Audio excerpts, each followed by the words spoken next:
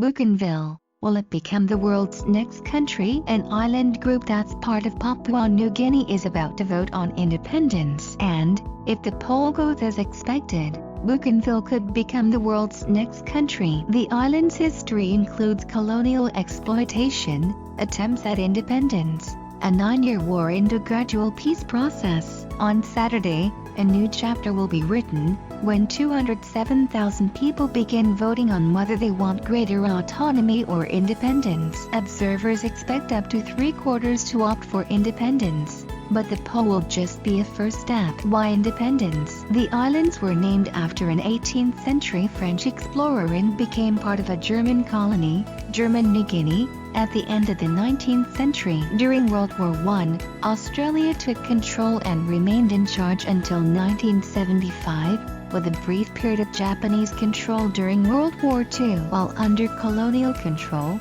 Bougainville, current population 300,000, was always an outpost. The Germans' first administrative center was not established until 1905, 21 years after the rule began, and, according to referendum literature, some parts of mountainous central and northern Bougainville had little contact with either churches or the colonial regime until after World War II. Getty, Bougainville Timeline, 1975 Province of newly independent PNG. 1988 Separatist war with PNG breaks out. 1997 International mediation ends war. 2000 Peace agreement sets 2020 deadline for independence poll. 2019 Bougainville independence referendum. When Papua New Guinea was granted independence in 1975, Bougainville became a province, even though there was little enthusiasm for it. In fact, there was even a declaration of independence shortly before PNG was formed,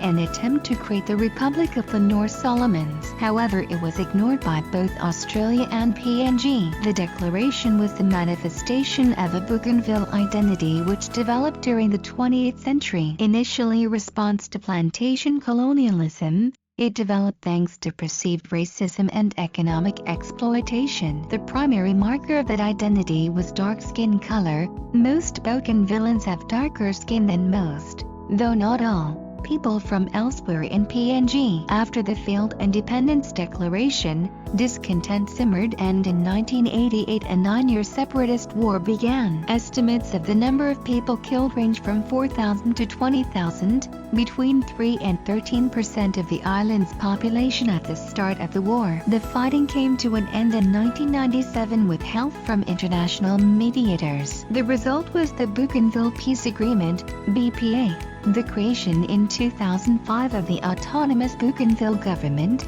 and the promise of a non-binding referendum on independence. So what options are there? On the ballot, people will have two options: greater autonomy or independence. The expectation is that the province will vote in favor of independence, but it's not a given, so there are 3 possible outcomes. People vote for more autonomy, turning down the independence option. In that case, Bougainville would stay part of PNG and details would be worked out. People vote for independence and PNG accepts the vote. The province would then transition to become a sovereign country. People vote for independence, but PNG does not accept the outcome or tries to delay any further steps. This might lead to a new crisis and fresh conflict. Voting will be held between November 23 and December 7, and results are expected later in December. The Referendum Commission is headed by former Irish Prime Minister Bertie Ahern, who helped to negotiate 1998 Good Friday Agreement as part of the Northern Ireland peace process. There is a palpable pride that the eyes of the world are watching.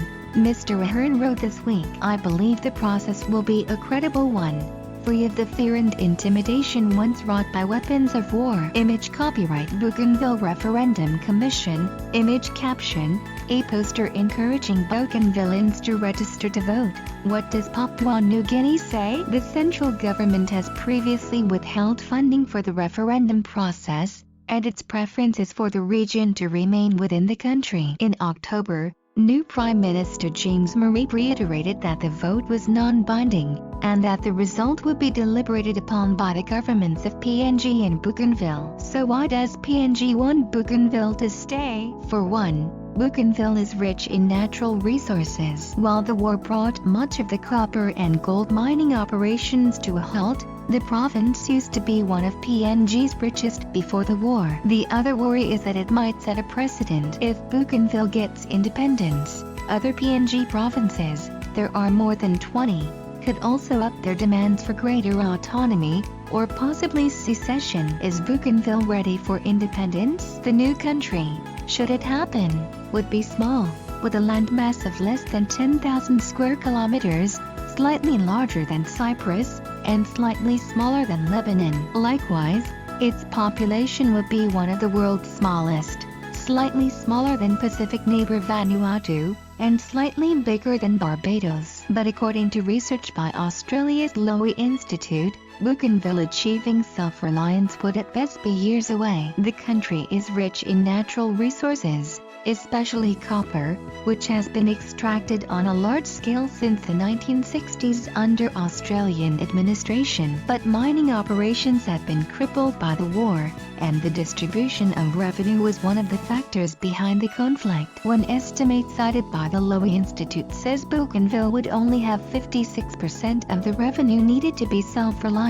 What are other countries doing? Australia, their closest wealthy country, is Bougainville's biggest donor and was involved in the mediation that ended the fighting. It says it will accept any settlement negotiated, but most Bougainvilleans believe that Australia opposes independence. From further afield, the US and China are also watching the developments closely.